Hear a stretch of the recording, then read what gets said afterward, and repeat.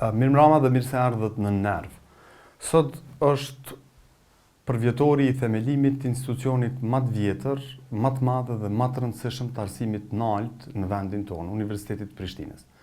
Prandaj për me diskutu sonte për gjendjen në Universitetin e Prishtinës. Si është gjendja sot, ka duhet shkojë universiteti, mysafiri jam është rektori i Universitetit Prishtinës, profesor Dr. Arben Hajrullahu. Mirëmbrëma, profesor Hajrullahu, mirë se ardhët në Nerv. Mirëmbrëma e mirë se ju gjej.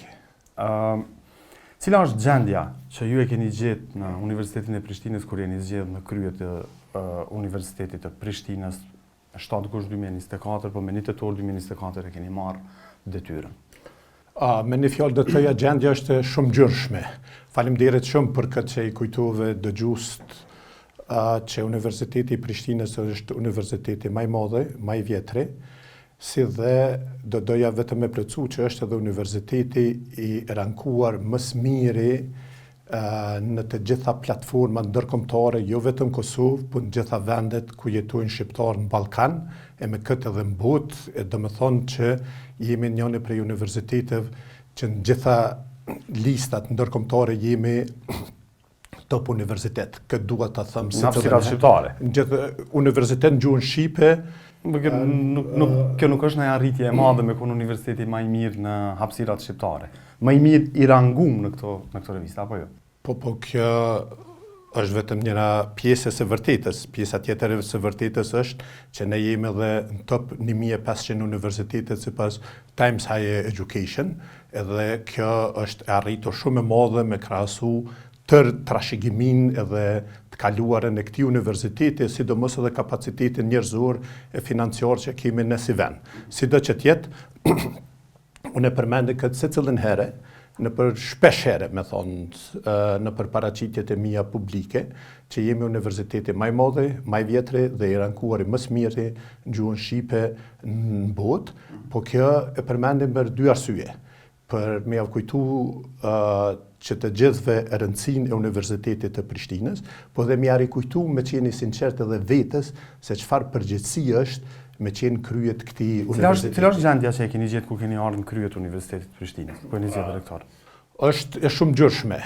Të fillojmë prej këtyre që jo mirë, ose do duhet kishin qenë më mirë. Çka keni gjetë keq në universitet kur e keni marrë? Ju keni qenë kritik për gati 2 dekada, prej që jeni pjesë e stafit akademik të Universitetit të Prishtinës, keni qenë kritik për zhvillimet brenda në universitet. Ndoshta më i zëshmi. Dhe kur e keni marrë universitetin, çfarë gjendje keni gjetë? Kur jeni fut brenda, jeni zgjedhur rektor, ju e keni pa një gjendje tjetër prej asaj që e keni vrojtu për 2 dekada sa s'keni qenë kryetur. Shumë e vërtetë. Po. Cila është gjendja që e keni gjetë aty? Njëra nga problemet kyçe edhe gjendjen që e kom gjetë tash në pozitën e udhëheqit të universitetit, e jo vetëm nga vrojtuesi si njëri nga profesorët, edhe duke vrojtues, po duke qenë edhe pjesë e vetë universitetit, është ajo që në një intervistë në vitin 2019 për Kosovë 2.0, e kisha konstatuar dhe ata e bërë në titull që më problemore se sa keqbërja është jo gatishmëria, pavullneti i masës për ta sfidu keqbërjen. E kjo është brengose. Edhe në besoj që ky konstatim në atë bisedë gjatë, intervistë gjatë të publikuar në 2019, një formë ose tjetër vazhdon të jetë aktuale. Nuk mjafton që vetëm disa zëra tek tok, pavarësisht a profesor, apo administrator, apo rektor mrena Universitetit Prishtinës, me qenë zë i do e quja kritikës konstruktive.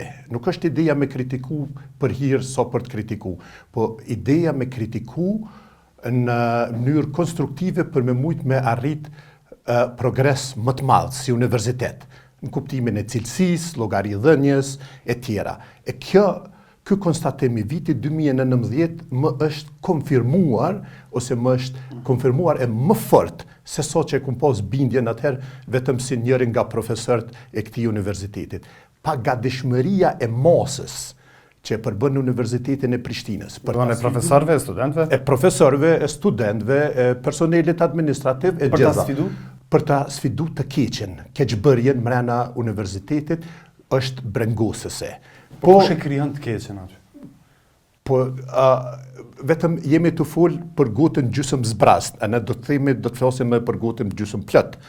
Ka një pakic virulente e cila është aq rezistente ndaj reformave edhe progresit sa që është e paimagjinueshme. E kjo pakic duhet vërtet të izolohet edhe të gjendet një zgjidhje. Të kaluarin nuk mund të ndryshojmë, është ligji fizikës. Mirë po, ne duhet të shohim të ardhmen. E kaluara gjithsesi ne na kufizon edhe tashmen. Problemet cilat janë kriju, janë stresu ato për dekada, duhet të merret secili që është krye të universitetit. Cilat janë problemet? Problemet Që janë janë stresu për dekada. Problemet janë shpesh herë palidhshmëria. Për shembull, kur thoni ju se cilat ishin ato elemente që doj përmendet se çfarë nuk ishte mirë, unë do thoja palidhshmëria. Për shembull, menaxhimi i financave, çështjet e atakimit të pronës të Universitetit Prishtinës. Kur thu menaxhimi i financave, do të thotë edhe keqpërdorimi i buxhetit, keqpërdorimi i parave të universitetit? Apo menaxhimi i keq i parave të buxhetit? Edhe. Të dyat, okay. Edhe. Uzurpimi i pronës? Jo, pronat e Universitetit Prishtinës për një kohë të gjatë kanë qenë dhe vazhdojnë të jenë nën atak nga palë të ndryshme. Individ, po edhe subjekte të ndryshme, afariste e tjera. Kjo është njëra që ka qenë bukur sfiduse, si dhe themi menaxhimi jo domosdoshmërisht eficient e efikas i resurseve edhe financiare edhe njerëzore. Burimet njerëzore, qofshin staf akademik, qofshin për staf administrativ. Në gjitha këto fusha duhet të bëhet më mirë. So kam qenë se vetëm njëri nga profesorët e jo se thënë njëri nga zërat kritik për 2 dekada më shumë, unë kom pa probleme. Kom pa sfida cilat kom konsideru. Tash në krye të rektoratit keni mësu më shumë për problemet që janë brenda universitetit sigurisht. Po gjithsesi, tash unë kam është gjendja më e mirë apo ka qenë gjendja më e mirë apo më e keqe kur jeni bërë rektor? Ju e keni pas e keni pas një përshtypje, e keni pas një një pasqyrë se cila është gjendja kur nuk keni qenë rektor. Kur jeni zgjedhur rektor, ka qenë gjendja më e keqe se sa që e keni ditë kur nuk keni qenë? Për fat keq, pak a shumë ato.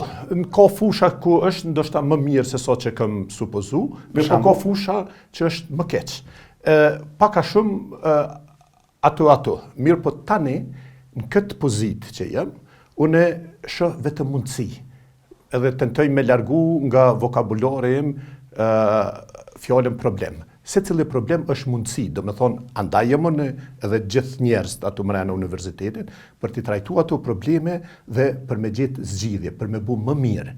Edhe unë besoj që bashkarisht me mobilizim të forcave edhe me një mirë menaxhim të resurseve, të burimeve, duhet edhe është e mundur të bëhet më mirë se sa më parë. Mi po problemet në universitet sipas juve janë veç keq menaxhimi i buxhetit të Universitetit Prishtinës? Jo vetëm, po njëri nga. Njëri po, 2 uzurpimi i pronave, atakimi i pronës të universitetit nga subjektet ndryshme afariste, jo afariste ndaj universitetit, tjetër? Dhe mungesa e burimeve. Universiteti i Prishtinës ka nevojë për buxhet zhvillimor e jo për buxhet mbijetesës. Ne duhet që të mobilizohemi si shoqëri. Po pse kur keni kandidu, kur jeni zgjedhur rektor, nuk e keni prezantu këto si plan, se duhet me pas një buxhet që parasheh zhvillimin e universitetit e jo mbijetesën e universitetit? A e keni lexuar Po planin? jo, a keni para pa? Po. A o miratu kjo? Nuk është miratu, po ne jam zgjedh me atë prezantim, me ato pika cilat i kam para pa që do duhej me drejtu universitetin në vitet e ardhshme, edhe njëra ndër pikat kyçe është që universiteti duhet që ta bëjë një hap madhor që të arrijë nivelin e një universiteti dekadës 3 shekullit 21. Okay. Cili është ky hap madhor? Hapi madhor në besoj janë 3 pika kyçe që duhet punohet fort, në mënyrë serioze, me energji të madhe që të arrihet ky hap madhor. Këto 3 pika janë çka i quajnë mobiliteti brendshëm, mobiliteti jashtëm, si dhe digitalizimi. Çfarë kuptojnë këtu? Mobiliteti i brendshëm? Mobiliteti i brendshëm kupton që do të rritet ndërveprimi mes njësive akademike, mes fakulteteve, të forcohen studimet multi dhe intradisciplinare, që fakultetet mos konsiderohen apo mos lejohen që të veprojnë si feude, si oaza të mbyllura brenda universitetit, të ketë një mobilitet shumë më të madh në kuptimin e zhvillimit programeve të reja, në gjitha nivelet, BA, MA, PhD, si dhe një ndërveprim. Nuk është normal në qoftë se student e Universitetit Prishtinët, për shembull nga njëri fakultet, mos shumë të vogël simbolike marrin lanë zgjedhore në një fakultet tjetër. Përderisa e dim që problemet në kohën cilën jetojmë janë shumë komplekse. Nuk ka asnjë disiplinë vetëm shkencore e cila arrin që të ofrojë zgjidhje vetëm nga një lëmi shkencore. Çka ndryshon gjendjen kjo pika e parë e vizionit juaj, mobiliteti i brendshëm në UP? Po supozojmë që realizohet kjo. Çka ndryshon gjendjen në Universitetin Prishtinë? Ndryshon gjendjen fort, se student dolen më taft në ne, në dy thyhen ato rrethet e mbyllura. Jemi sikur, në qoftë se lejohen rrethet të mbyllura, ne atëherë jemi një lloj moçali që uji ato do të stërkeqet. Mirë po kur bjen deri te hapja, për shembull, shikoni, veç so për ilustrim. Ne kemi, besoj në sektorin e shëndetësisë nevojë shumë të madhe për një menaxhim më të mirë të sektorit shëndetësisë. Atëherë UP-ja do të ofrojë programe studimore për menaxhim shëndetësor. Kush e bën këtë? Do të bën Fakulteti Ekonomik, së bashku me Fakultetin e Mjekësisë, që të zhvillojnë një program të përbashkët, që ata njerëz që diplomojnë ato, për shembull një program master apo çfarë do niveli, që të jenë në gjendje që të shërbejnë që nesër sektori shëndetësisë të menaxhohet më mirë. Është e pamundshme. Çka ndryshon kjo gjendje nëse bëhet mobiliteti i brendshëm në UP dhe ka bashkëpunim mes njësive akademike të UP-s, kur pjesëtarët e stafit akademik kanë mbetë njëjtë. Infrastruktura ka mbetë e njëjtë. Nuk ka mbetë e njëjtë. Ne jem të punu fort, edhe është punu fort, edhe ne vetëm fillum edhe jem duke prit, ndoshta do të më pyesni se çka jetë e dyta e treta po. Edhe dyta e treta, mirë po pjesëtarët nuk janë të njëjtë. Unë do t'ju them që me këtë përvojën time mbi 2 dekada në Universitetin e Prishtinës, sot ne jemi në një gjendje pakrahasimisht më të mirë se sa para 2 dekadave. Ato ka pas progres të jashtëzakonshëm. Kjo nuk mund të mohohet. Ajo çfarë ka qenë e mundur në Universitetin e Prishtinës para 2 dekadave, para 1 dekade, sot është pothuajse e pa imagjinueshme me ndodh sa i përket keqbërjes. Nuk është e mundshme sot, për shembull, kush do të qoftë rektor që me pa konkurs publik me avansu veten, siç ka ndodhur në të kaluarën. Do të themi te kjo, po më intereson pika e dytë dhe e tretë e vizionit juaj. Përveç mobilitetit të brendshëm, bashkëpunimit mes njësive akademike, mobiliteti i jashtëm çka nën kupton? Mobiliteti i jashtëm nën kupton që sa më shumë student edhe profesor të Universitetit të Prishtinës të shkojnë për vizita studimore për një semestër, një vit akademik, apo varësisht prej rastit të programit, në universitetet ndërkombëtare, si dhe sa më shumë student e profesor nga bota jashtme të vinë në Universitetin e Prishtinës. Dhe pika e tretë është po ashtu shumë e rëndësishme është realizimi i transformimit digital, i digitalizimit. Kjo është esenciale. Nuk mujmë na me pas një universitet të kohës në cilën jetojmë nëse nuk e arrim një hap madhor në digitalizim. Digitalizimi e mundson mirë funksionimin, e mundson depersonalizimin e proceseve, edhe administrative, po edhe akademike, sepse shembulli më i mirë edhe këtë çka kërkoj nga kolegët, si dhe edhe nga gjitha palët është që unë du me pas Universitetin e Prishtinës sikur i Kosova që funksionon sot. Me 3 klika e nxjerr një certifikat lindjes. A para 20 viteve, një certifikat e lindjes është ta ka marrë 1 ditë të paktën për me shku me nxjerr në komunë, cilën do të Prishtinës apo në cilën do. Andaj digitalizimi pa e harru procesin e zhvillimeve të reja siç është inteligjenca artificiale. Kjo është mundësi e jashtëzakonshme për universitetet, po dhe sfidë. Andaj na do të arrim hapin substancial në mobilitetin e brendshëm, në mobilitetin e jashtëm dhe në digitalizim. Kjo është vizioni juaj për udhëheqjen e universitetit në mandatin e juaj për 4 vjet. Po. Ju jeni gati në gjysmë të mandatit, apo jo? 15 muaj ato dikon. E ndryshon kjo gjendje në universitet? Po gjithsesi. Është ndryshim përmbajtësor? Është gjithsesi. Ndoshta vetëm nëse më lejohet, themi se këtu janë 3 shtyllat kyçe divizionet se ka mëtej ta shtyj Universitetin e Prishtinës përpara. A mundet me ushty Universiteti i Prishtinës përpara me këtë staf akademik që e ka? Pjesërisht. Po ne, për shembull, tani e kemi konkursin hapur për mi pranu edhe 100 pjesëtar të ri të personelit akademik. Sepse përzgjedhja e stafit akademik në Universitetin e Prishtinës për 2 dekada e gjysmë, po flasim për 2 dekada, ndoshta jo 2 gjysmë, po për 2 dekada është bërë në baza nepotiste, në baza klanore, në baza partijake, në baza korruptive e kështu me radhë. Dhe një pjesë e konsiderueshme e stafit në bazë të ulëmtimeve që janë publikuar për organizatave të ndryshme jo qeveritare, nuk i plotëson kriteret bazike për me qenë pjesë e stafit akademik. Prandaj pyetja është a mundet me u ndryshu përmbajtësisht gjendja në universitet me këtë brum që ka, me këtë staf? Pjesërisht, nuk është e lehtë, por nuk është e pamundshme.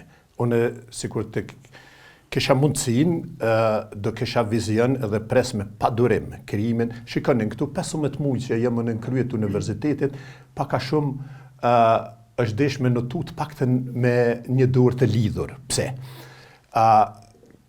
Nuk kemi pas institucione funksionale. Për me funksionu universiteti mirë, duhet me pas një ndërveprim të suksesshëm me institucione tjera, me Ministri të Arsimit, me Komision Parlamentare në Kuvendin e Kosovës për Arsim, me Ministri të Shëndetësisë e tjera. Ka qenë një periudhë tranzitore, kaloi një vit pa institucione, si dhe një farloj zone e hertë, pres me padurim krijimin e institucioneve të reja. Unë vetëm jam të punu me stafin, me kolegët për me përgatit një listë kërkesav cilat mund të debatohen, po ne konsiderojmë që janë esenciale që më ushty përpara.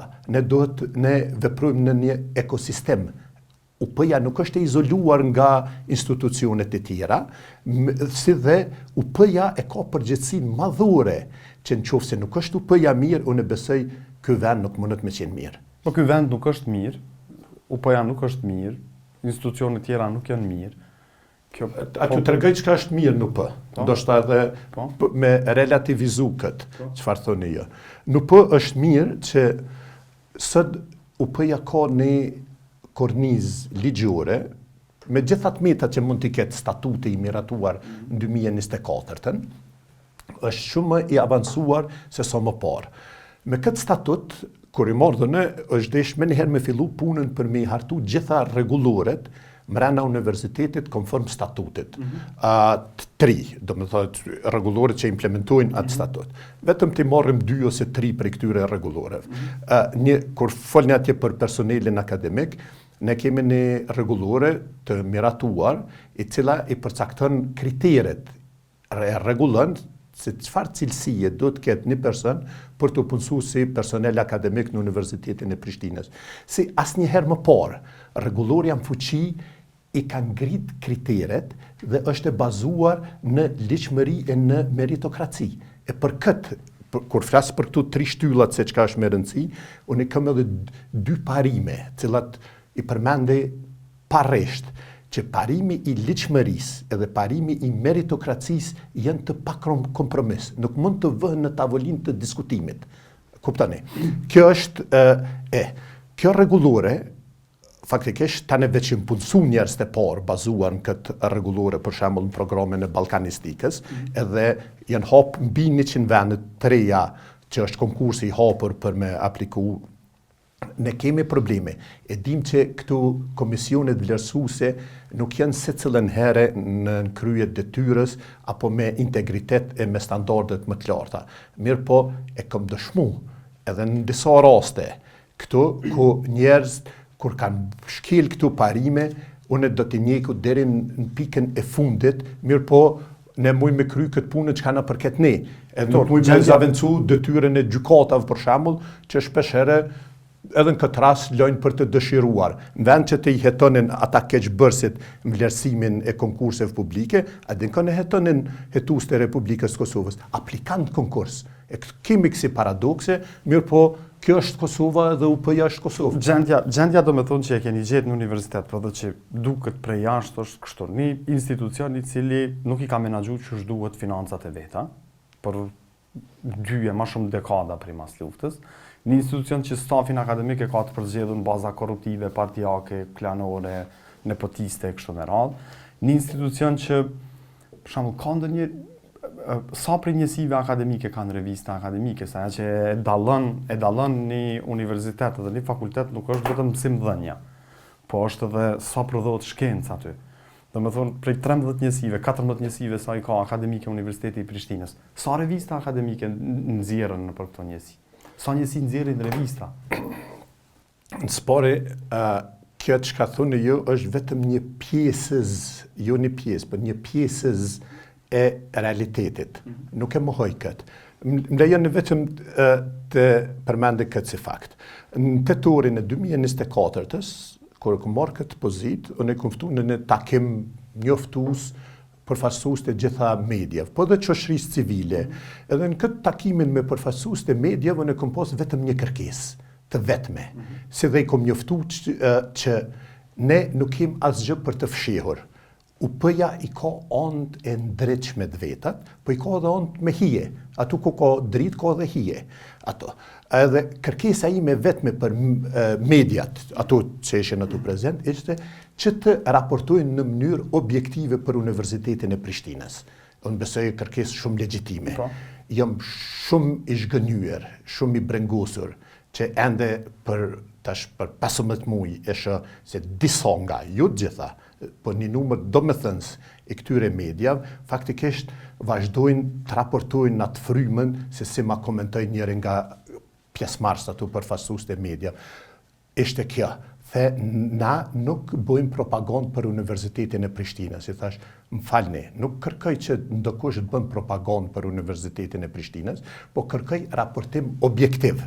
Edhe të mirat, po edhe të metat që i kemi.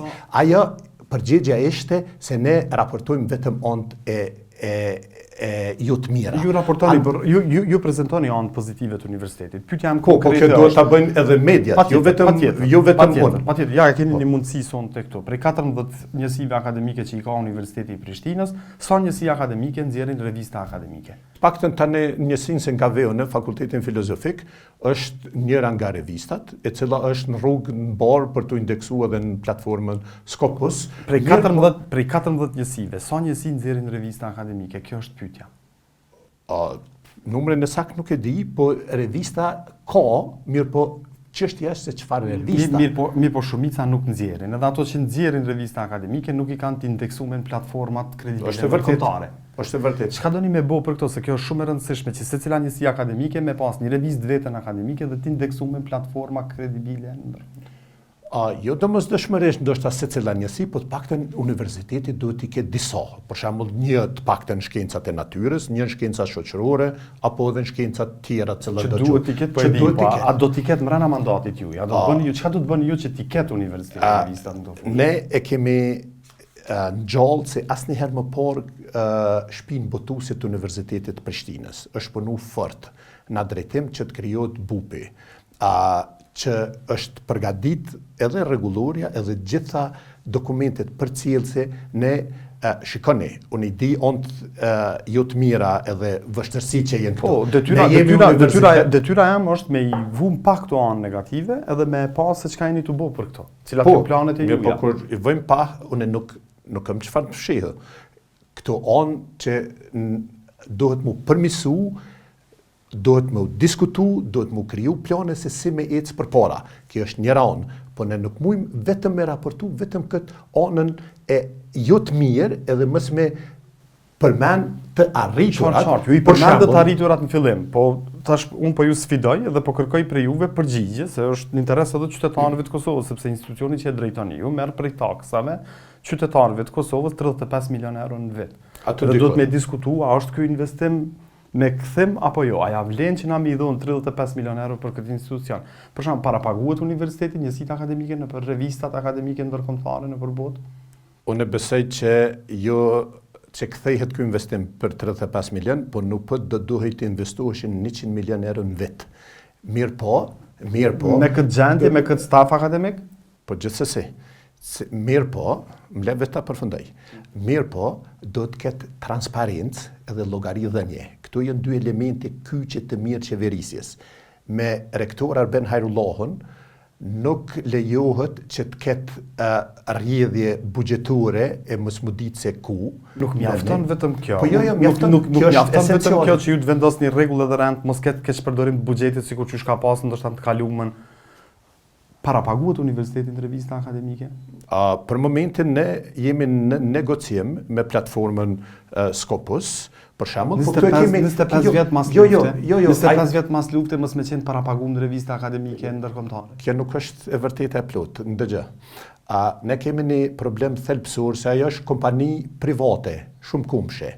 Mirë po ne kemi problemin thelbësor ato që të gjitha punimet, puna shkencore që realizohet prej Universitetit Prishtinës atje indeksohet nën shtetin e Serbisë. Për shkak të mungesës të antarësimit Kosovës në Kombet Bashkuara. Aty po na pengoj ka Serbia, në rregull. Jo, nuk tërthorazi po, mirë po, çka na pengon Serbia për me rregullu bibliotekat e fakulteteve, njësive akademike të Universitetit Prishtinës? Asgjë. Pse të mos i rregullojmë? Pse të mos ketë literaturën më bashkohore, më të fundit në secilën njësi akademike? Pse të mos ketë për shembull kushte themelore për studentët në për këto? Faleminderit shumë për pyetjen. Kjo është pyetja ime po ashtu. Edhe që dje unë pranova një shkresë prej studentëve të Fakultetit Mjekësisë, ku shumë me të drejtë lajmërojnë për gjendjen jo të mirë në bibliotekën e Fakultetit Mjekësisë. Nuk ka tavolinat mjaftueshme, nuk ka karikat mjaftueshme që është këtë themelore, nuk ka internet ose herë ka, herë s'ka, kur ka funksionon shumë keq. Nuk ka kompjuter, nuk ka printer, nuk ka fotokopius, nuk ka... Shekulli 21, viti 2026, 56 vjetori themelimit të universitetit, 35 milion euro buxhet, kërkoni para shtesë e nuk janë kushtet themelore në universitet plotësuar. Sakt, edhe kjo është pyetja. Andaj, gjitha këto që i përmeni ju çka nuk ka, vazhdojmë diskutojmë për këtë çka nuk ka, mund të flasim edhe për këtë se çfarë ka, edhe çka që për shembull këtë vit që e lam është u arrit edhe një patent prej një profesor dhe një studenti të Universitetit të Prishtinës. Mirë po qëndrojmë këtu se çfarë s'ka. Por rastet e izolume nuk mund të shndrojmë fenomen. Po rastet izolume janë edhe këto. Se këto që po flasim janë fenomen. Eja shikojmë për shembull njësi tjera akademike ku ka, po qëndrojmë ne këtu se çka nuk ka. Kjo është sakt tema edhe pyetja ime, edhe mëtimi im edhe i gjithë personelit menaxhues që çdo ditë merret me këtë. Ma në Universitet Prishtinës nuk mund të ekzekutohen pagesa në stilin theme këtyne stërshitëve devizave. Kur i mordën në këtë pozitë, zyra e financave ka funksionuar mos madhe sikur ta stërshit e devizave. A kuptoni? Nuk është ditë cilat janë borxhet, cilat jo. Unë kam probleme ato, për shembull vetëm për t'ju informu gjendja cilën e kam gjetë ato. Është UP-ja ka një borxh mbi 2 milione euro në ATK, në administratën tatimorit të Kosovës, i cili sa rrollatet ky borxh edhe shkon të rrit vit për vit, që nga 2003-2004 ka filluar me 25-6.000 euro, ku paramendoni çfarë situate, për më shumë se 2 dekada Universiteti i Prishtinës, për shembull në atë kohë, madje nuk javë ka paguas fundin pensional punëtorëve të vet. I ka derë paret një llogari atje pa ndos, pa e ditë se kush, borxhi është shku të rrit, edhe tani do të më marr me zgjidh këtë problem, me shly ato mbi 2 milione euro që i ka UP-ja në administratën tatimore, i cili ka filluar 2003 e vazhdon deri më sot të shku edhe të rrit, e ka rrit këtë shumë. Mirë po kjo nuk është justifikim. Ka përshtypjen që jemi të marrë me sene shumë të vogla, sikur ç'është kjo. Unë e di që ka qenë gjendja keq aty, është menaxhu keq paraja publike, është përzgjedh stafi akademik keq, nuk ka revista akademike, nuk është bosh shkencë, nuk është parapagu universiteti në revista akademike, nuk funksionojnë bibliotekat që duhet. Universiteti, fakultetet më shumë janë shkollat mesme ku ka mësimdhënies sa që ka shkencë. Jo domosdoshmërisht. Doktoratura, programet e doktoraturës, nuk di një doktoraturë që i plotëson kriteret për te kufive të Kosovës që është botuar sidomos në fushën e shkencave shoqërore. E di që ka, mund të ketë, janë pak, por nuk është nuk është fenomen kjo. Si me ndryshu gjendjen përmbajtësisht? Sepse kur ju jeni ardhur në krye të Universitetit të Prishtinës, besoj pritja e shumë qytetarëve të Kosovës ka qenë që ka ardhur dikush i cili për gati 2 dekada ka qenë kritik, ka qenë shumë vokal për gjendjen e rëndë të Universitetit të Prishtinës. Dhe ndryshimi do të jetë përmbajtësor, radikal. Ndryshimi është përmbajtësor, nuk është radikal, është inkremental. Kjo do të ishte me këtë historinë shumë gjatë me përshkru me 2 fjali.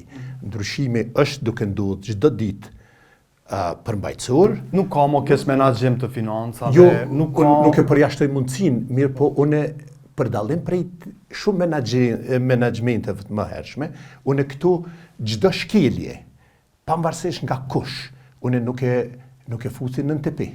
Unë e denoncoj në organet të rendit. Çka po ndodh me këto denoncime që i keni bërë për kesh menaxhimin e buxhetit, për uzurpimin e pronave të universitetit? I keni dërguar gjitha në gjykata? Gjitha i kam dërguar te organet të rendit. Pavarësisht ka qenë publike këto, ka qenë publike në media?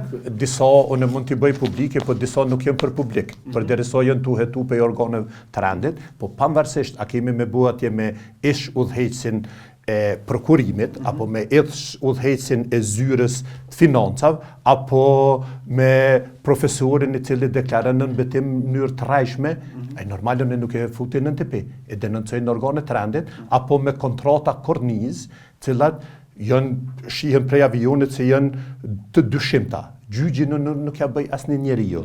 Mirë po, unë kërkoj transparencë edhe llogaridhënie pa përjashtim, si dhe nuk mund të veproj dikush apo të kërkoj dikush nga dikush, pavarësisht se çfarë pozite ka, që të bëjnë ndonjë veprim që nuk ka bazë ligjore në ne, si dhe sidomos so flasim për personelin akademik, për mu fjala kyçe është meritokracia, kjo është thelbësorja për me qu universitetin përpara me qu dijen edhe shkencën. Në Universitetin e Prishtinës gjitha këto janë vërteta, nuk janë stisura çfarë ju tregoni se janë gjendja ju e mirë në biblioteka. Nuk jemi universitet në rregull kur nuk e kemi një objekt të bibliotekës qendrore universitare. Dhe imagjinoni kur ky universitet rangohet më së miri për gjitha universiteteve shqiptare. Imagjinoni se si është gjendja në universitetet tjera shqiptare. Kjo është, edhe ky rangimi është i përgjithshëm. Ka ndonjë deg që ndoshta në ndonjë universitet tjetër është më mirë po ne jemi të fol për totalin. Megjithatë, ne kemi personel akademik i cilin kushte jo të lehta, me gjitha këto kufizimet, vështërsitë që kemi, arrin me publikuar top revistat në për universitetet më të njohura të botës. Arrin Këto janë përjashtime, nuk është rregull që profesorët të universitetit, pjesëtarët të stafit akademik, njësive akademike të Universitetit të Prishtinës publikojnë në revista shkencore kredibile. Unë mund të them që secilën ditë më shumë po bëhen përjashtime ato raste kur keqbërja është rregull. Keqbërja është po ashtu përjashtim sot. Andaj jemi diku në mes. Është esenciale.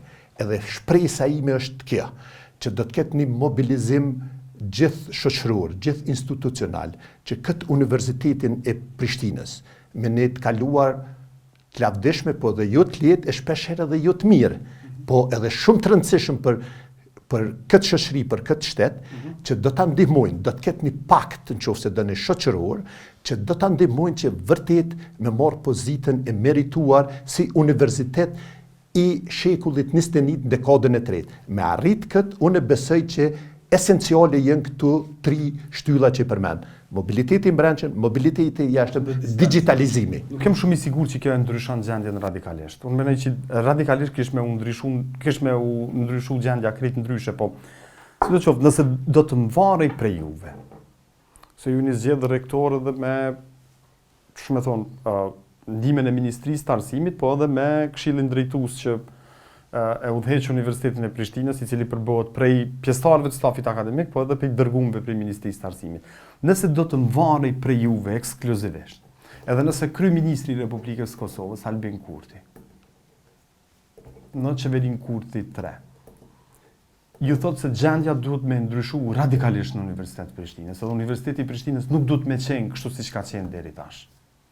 shkolle mesme, institucion që lëshon Nuk kryesisht jem shkolle diploma, mesme, po ku nuk ka studime kështu.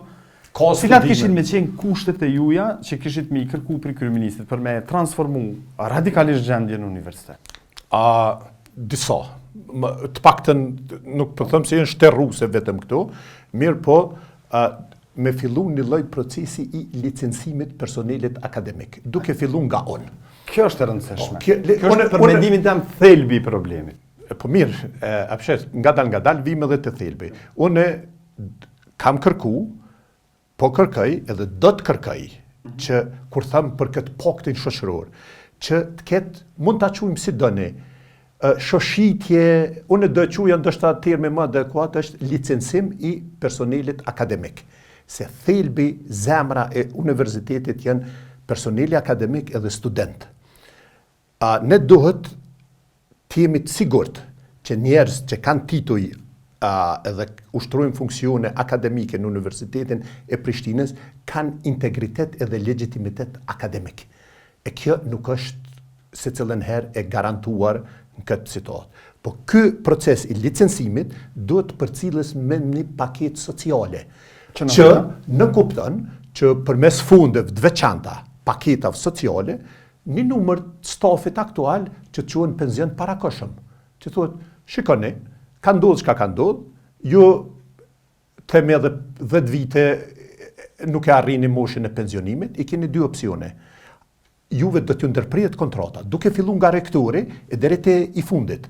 Do t'ju ndërprehet kontrata pas një viti. Ju do të riaplikoni, apo rilicencuheni ato, edhe ju e keni opsionin me shku në pension parakoshëm, ju përshëndesim, edhe do të merrni ku të dijune 75% pagës për 10 vite të ardhshme. Kush do të më vendosë se kush licencohet e kush nuk licencohet? Këtu ka mekanizma, nuk ka nevojë me zbulu rrotën. Ka mekanizma të shqyrtimit. Për shembull, do të mund ta bënte, ka modele ndryshme, agjencioni i akreditimit, në fusha ndryshme, i krijon ato grupe të punuese, në fushat e shkencave shoqërore, shkencave natyrës e tjera. Agjencioni i akreditimit që përbohet prej prej akademikëve, profesorëve vendore ndërkombëtar.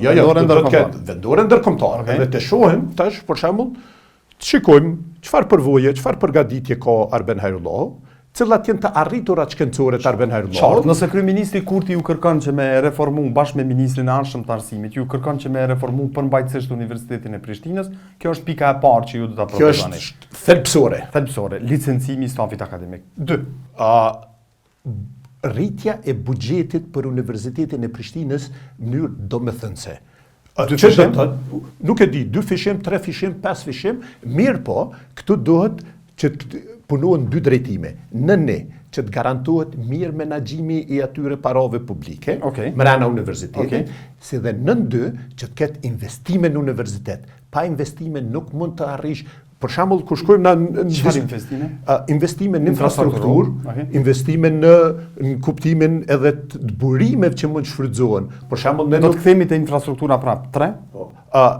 Infrastrukturë edhe fizike, po edhe përmbajtësore, qasje në për platforma, në biblioteka, pajisja me mjete të reja laboratorike, pajisja me burime, revista shkencore, qasjen platforma në revista shkencore, e tjera, si dhe garantimi që në Universitetin e Prishtinës ka liqëmëri janë të panegociueshme. Unë për thëmë këtë, po nuk për arri se cilën herë me realizu deri në fund.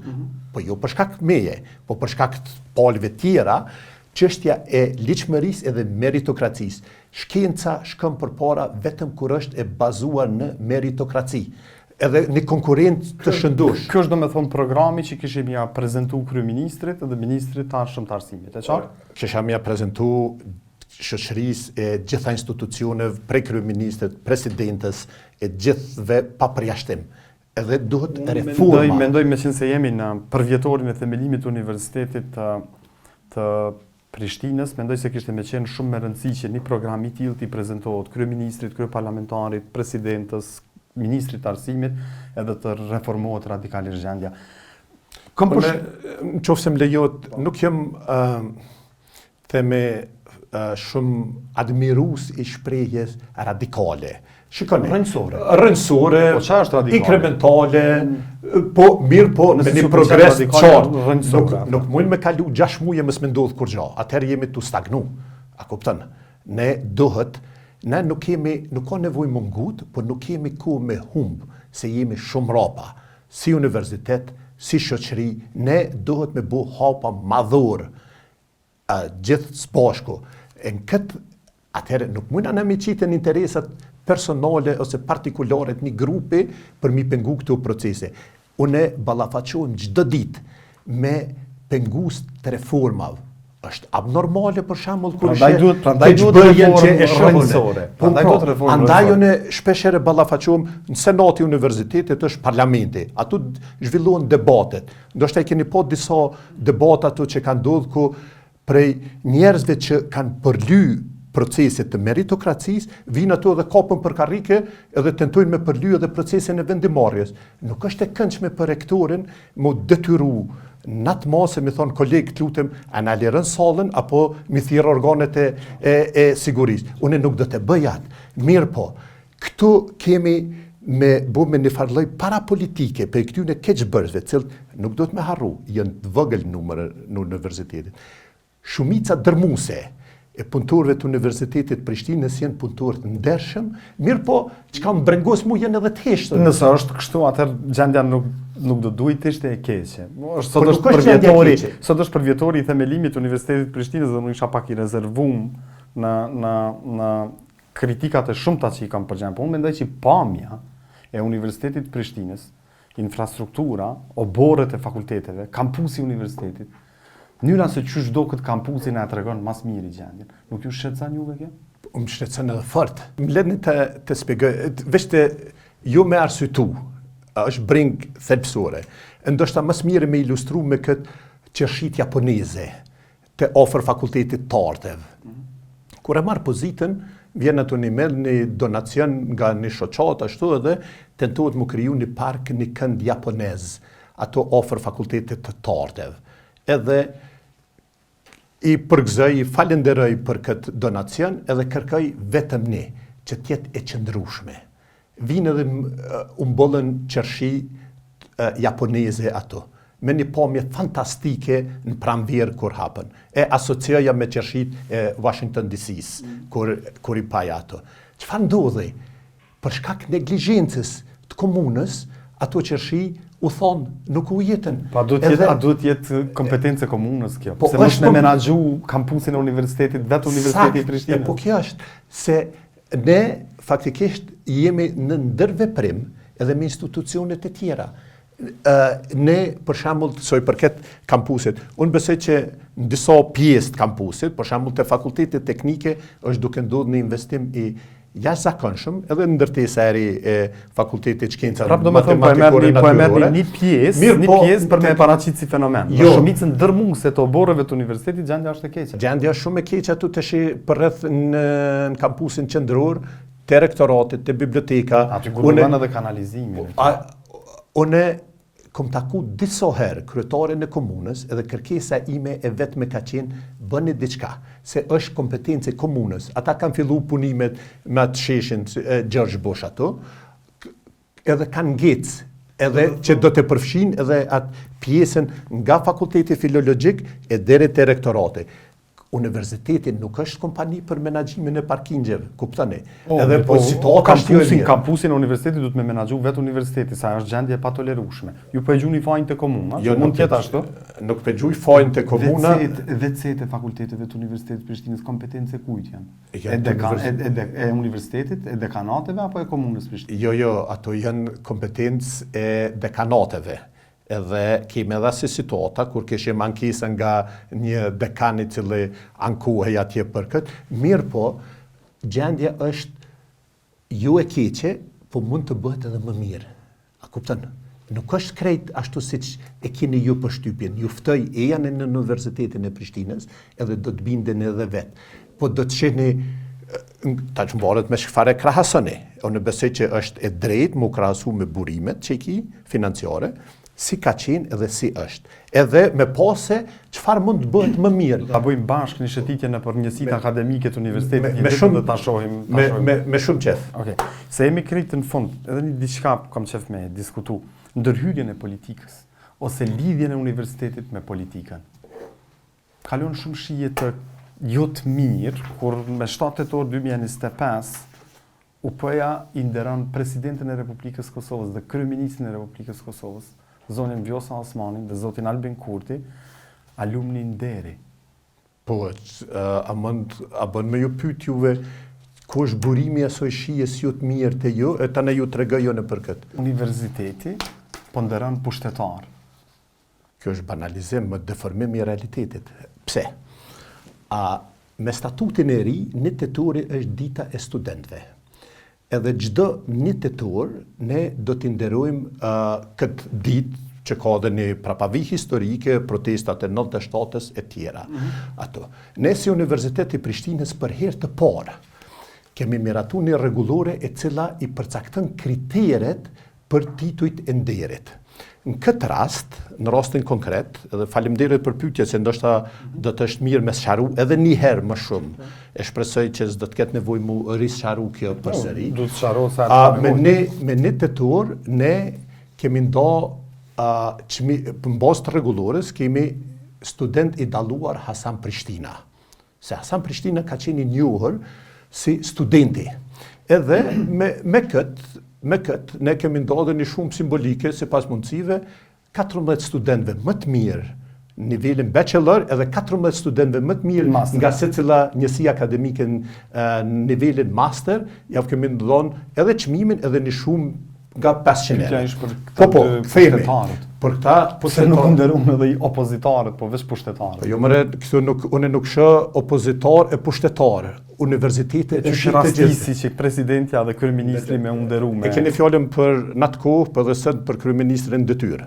Po, në ndëgjani. Është krenari, pavarësisht a është në opozit, apo në pozit, për secilin universitet botës normale, që të ketë, që të diplomuarit e vetë, të ketë në pozit kryeministrit, presidentës, ministrit, edhe që ka ndodhi këtu banalizimin nga këtu bëqim mediat. Se dulë thanë, atje ndikimi politik. Po jo. Ju duket në rregull kjo, se në fjalimin që e keni mbajtur kur janë nderu presidenti Osmani dhe kryeministri Kurti, ju keni thonë me 7 tetor 2025, diplomuarit e Universitetit Prishtinës, me përpjekjet tuaja, ju të diplomuarit e Universitetit Prishtinës, me përpjekjet tuaja të përditshme për një shtet të së drejtës dhe një Kosovë më të zhvilluar e më të fortë, e bëni fort krenar Universitetin e Prishtinës. Po sakt. Kjo duket sikur ajo fjalia e kryeministrit atëhershëm Thaçi kur e inauguron objektin godinën e Akademisë Shkencave dhe Arteve të Kosovës dhe akademikët vendosin ato aty me vendos një thënie të është keq interpretim edhe deformim total i ngjarjes. Ndërsa për ngjarjen fjalë që ne referoni ju është kriju me fundet e shtetit amerikan një shoqat alumni, shoqata e të diplomuarve të Universitetit të Prishtinës. Për herë të parë, në 2019, kjo shoqat janë dhënë titullin alumni nderi, pra e diplomuar nderi e Universitetit Prishtinës, presidentës Jahjaga. Mirë po, orari i Universitetit Prishtinës nuk ka nevojë që të harmonizohet me oraret e partive edhe agjendave politike. Universiteti i Prishtinës, si institucioni më i lartë i arsimit, në vend, nuk do të ishte mirë të nderoj politikanët në pushtet. Sepse nuk i dihet mas shumë dekadave, udhëhecësit e Universitetit Prishtinës mundën me u detyru me mshef këtë Për shembull, unë e kam shumë parasysh nderimin që ja kanë bërë për shembull Josip Broz Titos, pa dashur me e krahasu zonin Osmani dhe zotin Kurti me Josip Broz Titon, po Universiteti i Prishtinës në vitin 71 ka ndarë mirënjohje Josip Broz Titos, kryetarit të Republikës Socialiste Federative të Jugosllavisë, dhe sot në Universitetin e Prishtinës atë mirënjohje nuk e gjen. Kërkon edhe kjo t'jap shihet keqe kur drejtuesit e universitetit në një farë mënyre i servilosen kështu kushtimisht me thonë pushtetarëve tu i nderu me çmim. Ne nuk i servilos me as pushtetarëve as opozitarëve, po Universiteti i Prishtinës është i të gjithëve, i shoqërisë, i pushtetarëve, i opozitarëve, edhe i ftoj që të gjithë publikisht, që të punojnë fort e të na ndihmojnë e të arrijmë na hapin e madh përpara me Universitetin e Prishtinës. Mirë po, ju mund ta interpretoni, e kam parasysh brengën edhe kritikën që e keni ndoshta për këtë ngjarje, duke tentu mirë po ne nuk ka nevojë që të bëhemi më katolik se papa. A kupton?